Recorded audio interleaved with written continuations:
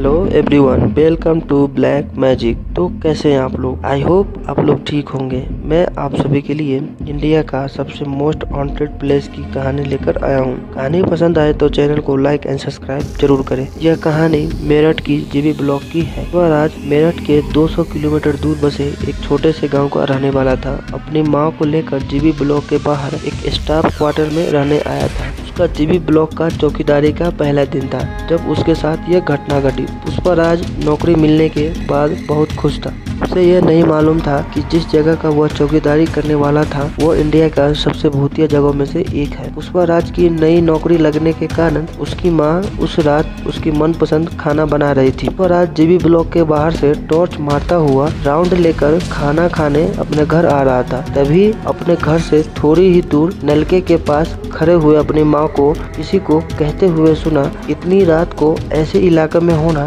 ठीक नहीं है। जब वहाँ पहुंचकर अपनी माँ को पूछा कि वो किससे बात कर रही थी तो उन्होंने बताया कि खाने के लिए पानी भर रही थी। तभी उन्हें आसपास की झाड़ियों से जीबी ब्लॉक की तरफ जाती हुई सफेद साड़ी में एक लड़की दिखी। जब उन्होंने उस लड़की को वहाँ से जाने के लिए मना किया तो उस लड़की ने उसकी बात को अनसुना कर दिया और भागकर जीबी ब्लॉक के अंदर चली गई। पुष्पराज और उसकी माँ दोनों को उस औरत का रात के इस समय जंगल और झाड़ियों से होते हुए जीबी ब्लॉक के अंदर जाना ठीक नहीं लग रहा था और इस डर से नौकरी के पहले दिन ही जीबी ब्लॉक के अंदर कोई अनहोनी न हो जाए, पुष्पराज वापस जीबी ब्लॉक के अंदर जाकर उस औरत को ढूंढने लगा। रात के अंधेरे में जंगल और झाड़ियों से घिरे होने के कारण पुष्पराज को उतना ही दिख रहा था जितना उसकी टॉर्च की रोशनी दिखा पा रही थी। जीबी ब्लॉक का बंगला 3 हिस्सों में बटा हुआ था, लेकिन वहाँ जितनी शांति दिन में लग रही थी, रात को वही अंधेरे में वही खामोशी भयानक लग रही थी। पुष्पराज ने सोचा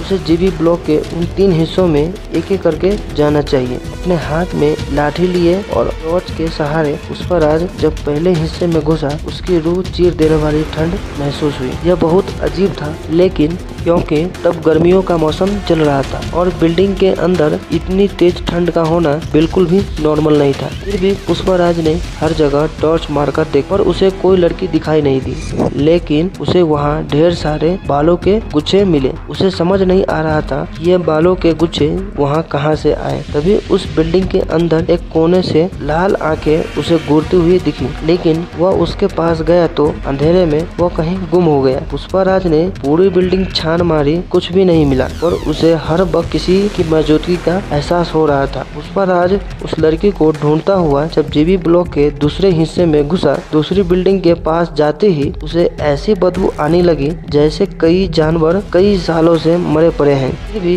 वो लड़की के बारे में सोचता हुआ घर के उस हिस्से में घुसा। वहाँ उसे कोई नहीं दिखा, लेकिन जब वह उस घर से बाहर निकलने के लिए इधर उधर टॉर्च मार रहा था, रास्ता ढूंढ रहा था, तो उसे उस हिस्से की टूटी हुई दीवार से 4 लोग दिखे। उन्होंने ब्रिटिश अफसर की यूनिफॉर्म पहनी हुई थी। वो शराब पीते हुए गप्पे मार रहे थे। उन्हें देखते ही पुष्पराज चिल्लाया, उन्हें वहाँ से जाने के लिए कहा, पर उन चारों ने उनकी बात को जैसे अनसुना ही कर दिया। पुष्पराज को मालूम था अक्सर ऐसे ही शराबी पुराने जगह पर आकर हल्ला करते हैं। वो दूसरे हिस्से से भागकर तीसरे हिस्से के उसी फ्लोर पर चला गया। जैसे ही वहाँ पहुँचा, उन चारों में से वहाँ कोई नहीं था। तभी उन तीसरे हिस्से के ऊपर वाले फ्लोर से उन चारों लोगों की हंसने की आवाज आ रही थी। पुष्पराज भागकर उस बिल्डिंग के सबसे ऊपर वाले फ्लोर पर चला गया, वहाँ जहाँ उसे वही 4 लड़के हंसते हुए मिला। वो चारों लड़कों को वहाँ देखकर पुष्पराज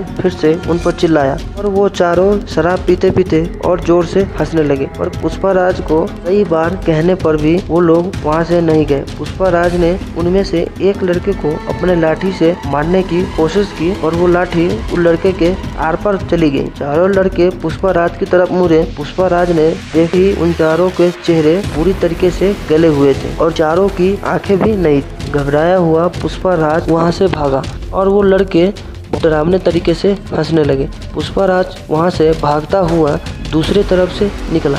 जब वो जीबी ब्लॉक के पहले हिस्से से एक लड़की को छत के ऊपर चढ़ते हुए देखा जो वहाँ पर रुककर अपने बालों में कंघी करने लगी। जब पुष्पराज को बहुत ही भयानक तरीके से देख रही थी, आंखों में वही लाल चमक थी जो पुष्पराज ने थोड़ी देर पहले अंधेरे में देखा था। पुष्पराज को यह सब देखकर कुछ समझ नहीं आ रहा था और वो अपनी जान बचाने के लिए वहाँ से तेजी से अपने क्वार्टर की तरफ भागा। लेकिन भागते भागते अचानक रुक गया, क्योंकि उसके ठीक सामने एक औरत खड़ी थी जिसने सफ़ेद साड़ी पहनी हुई थी। पुष्पराज को लगा कि वो लड़की वही है जिसे पुष्पराज की माँ ने देखा था। लेकिन जब वो लड़की को पुकारा और वो लड़की मुड़ी तो पुष्पराज की रूह कांप गई। उस औरत का चेहरा बेहद ही डरावना था। ऐसा लग रहा था कि जैसे कोई चुड़ैल हो। पुष्पराज को देखते ही उस औरत ने बहुत जोर से पुष्पराज को धक्का दिया, की वजह से पुष्पराज का सर पास के पड़े पत्थर पर लगा। पुष्पराज को ऐसा लगा कि उस औरत का हाथ नहीं बल्कि कोई जलता हुआ लोहा था। पुष्पराज दर्द में बहुत जोर से चिल्लाया और उसी दर्द में कहराते हुए पुष्पा ने देखा कि सफ़ेद साड़ी वाली औरत हवा में उड़ती हुई जीबी ब्लॉक के अंदर जाते जाते कहीं गायब हो गई। कि माँ पुष्पराज चीख सुनकर के पास आई। पुष्पराज बुरी तरीके से डर से कांपता हुआ जीबी ब्लॉक की तरफ देख रहा था। तभी पुष्पराज ने अपनी कान में एक औरत की आवाज़ सुनी जो जीबी ब्लॉक के अंदर से सिर्फ पुष्पराज को सुनाई दे रही थी, जो उसे कह रही थी कि मैं हमेशा यहीं रहूँगी।